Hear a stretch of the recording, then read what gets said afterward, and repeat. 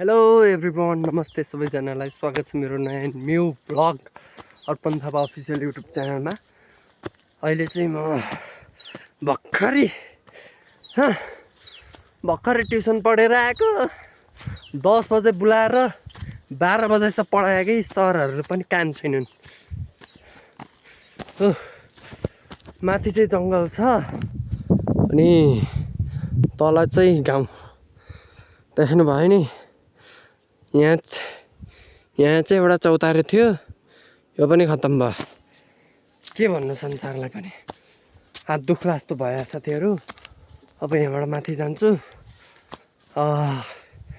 सबैजनाले like share and subscribe गरिदिनु होला। अहिले म यो भिडियो टिकटकमा हाल्छु अनि युट्युबमा नि हाल्छु। सबैजनाले सपोर्ट गरिदिनु होला। ओहो